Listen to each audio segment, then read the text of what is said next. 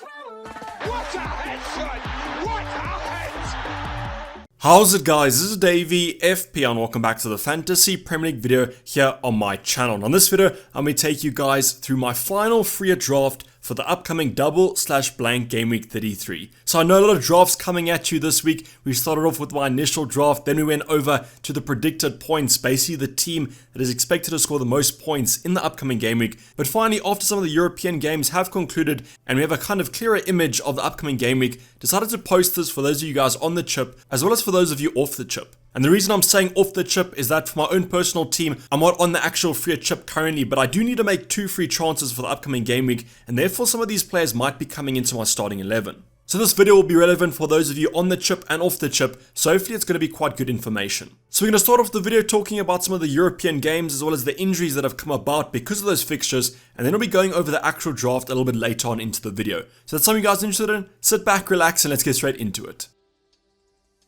So as I mentioned in the introduction, a lot of the European games have concluded. All the Champions League games, Chelsea unfortunately losing to Real Madrid, Man City winning last night against Atletico, but at what cost? And then finally Liverpool had quite a heavily rotated squad, and most of the heavy hitters managed to get the night off. Now we'll be talking about the Champions League injuries coming up in the next talking point, but right now I want to focus on what's going to be happening tonight. That's going to be the Conference League and also the Europa League competitions. Now in the Europa League we have West Ham, but unfortunately with West Ham, I don't think many people are going to be going for their assets. I know Jared Bowen has had a massive resurgence in form, but I generally think the double game week players are going to be a slightly high priority. In terms of the double game week players, the Conference League features Leicester tonight. They have a must-win game against PSV, and I'm pretty sure that Brendan Rodgers will be going for a full-strength starting 11.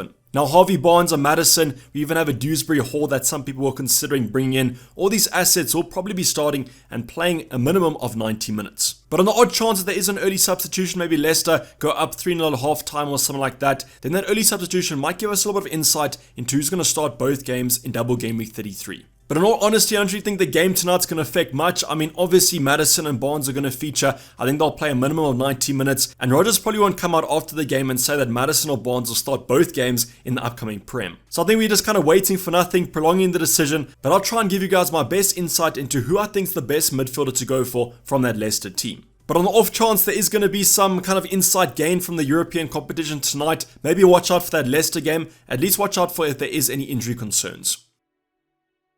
Talking about those injury concerns, I'm really going over what's happened this week, or at least the updates that have been brought about over on FPL Twitter. The first player I'm going to talk about is going to be Kevin De Bruyne. Last night, Man City beating Atletico, but as I mentioned, at what cost? Kyle Walker and KDB both went off injured, but unfortunately we don't exactly know the extent of those injuries. There have been various sources that aren't that reliable that have said that Kyle Walker and KDB will be out for that Man City game against Liverpool in the FA Cup, but not exactly if they're going to be out for the upcoming Prem game against Brighton at home. The nice thing about these injury concerns though is that we will be getting press conferences today and tomorrow, most likely tomorrow for most of the Prem sides, but just wait for what the manager says before you make your final transfers. KDB's fixture against Brighton was a very nice one. I saw some people even going from Mo Salah to KDB on a free hit and also with free transfers because they just seen the form that the Belgium's currently in. Now 100% if KDB does miss the Liverpool game, or at least we get news that he will miss, I'm pretty sure most people won't go for him just because we don't exactly know if he's going to be back for the Brighton game in midweek. That's kind of my recommendation. If he's going to miss the Liverpool game, I probably won't include him on my free hit squad, but if you do already have the Belgium international, I would just keep him in my team. The next play to raise attention about is going to be Mo Salah, the 99.9% owned option in the top 10k. Now with Mo Salah, don't really worry here, don't go on a frenzy, transfer him out.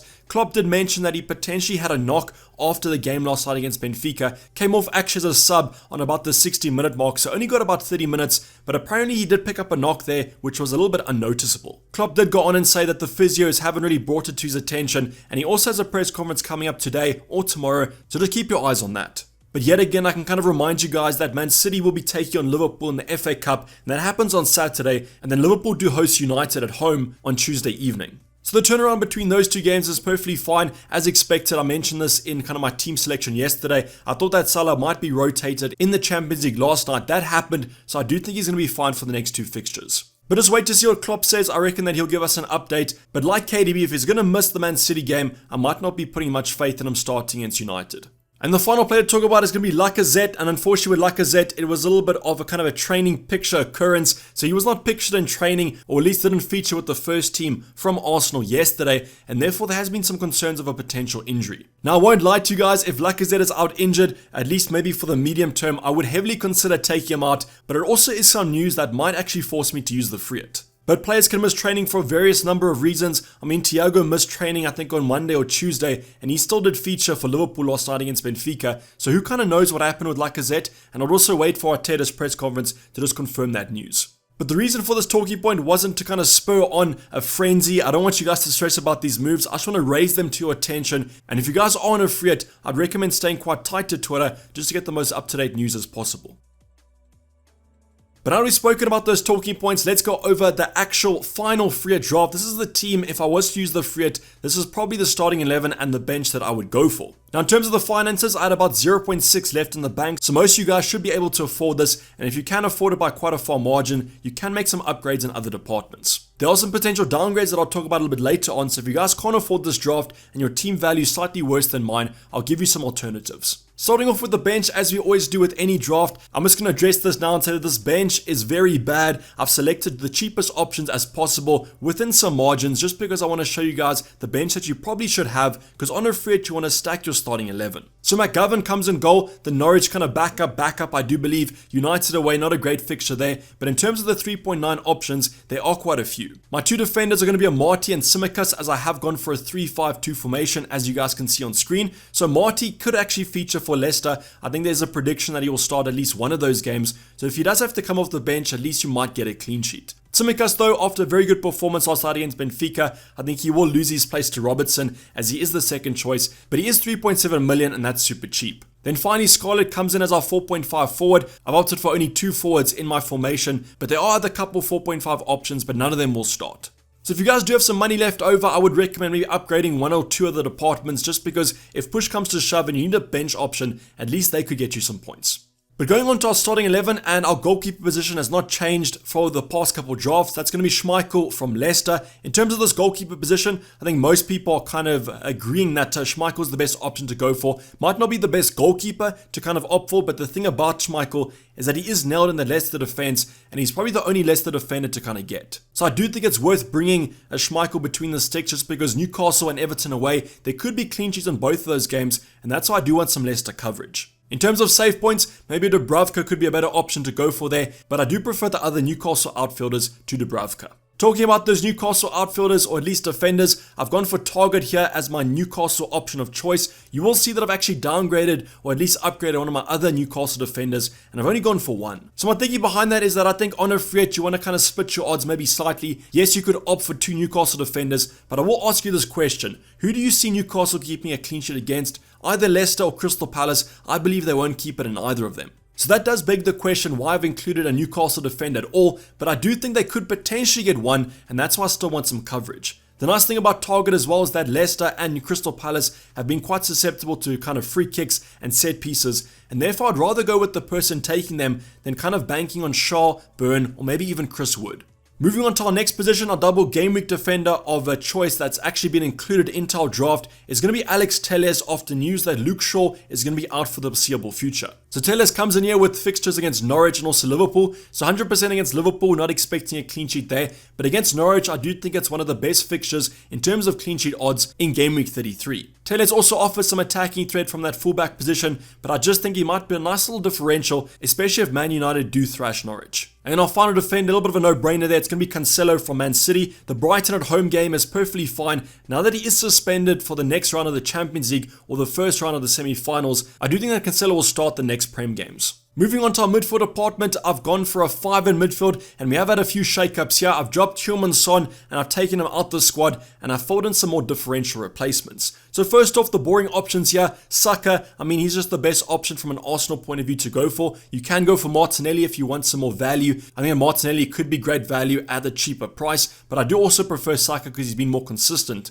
Fernandes up next, a little bit of a no-brainer there from a United point of view. One of the best options for captaincy, I do believe. And therefore, if you guys are going to free it, I would include Fernandes. But now we kind of get onto the differential side of things. The first player is going to be Ward-Prowse. And the reason I've included him here is that I do think he'll start both of the Southampton games. And I do think they could do quite well against Arsenal and Burnley. Now I think a direct rival for going for Ward-Prowse is probably Maddison, but I just personally believe that Maddison might be rested in one of the games, and therefore I've gone for Ward-Prowse. Might not have the best fixtures, but is definitely more nailed. Moving on to our Leicester option of choice, I've actually changed from Maddison to Barnes because I do think that Barnes has a higher chance of starting both because he was rested in game week 32, and that's why I've gone for the winger over the midfielder as I think it's a high chance of minutes. Now I'm kind of hoping that between Barnes and Maddison there's not too much in it, but I do believe if one player starts one more game than the other, there's going to be quite a large points difference. And then finally we've downgraded Mo Salah to Jota, and when you see my front line you guys will understand why, but I needed value in the bank, and my honest opinion is that I do think Jota will start against United. I think he will get rested against Man City on the weekend, or maybe not rested, just that Klopp will opt maybe for a front three of Diaz, Salah and Mane,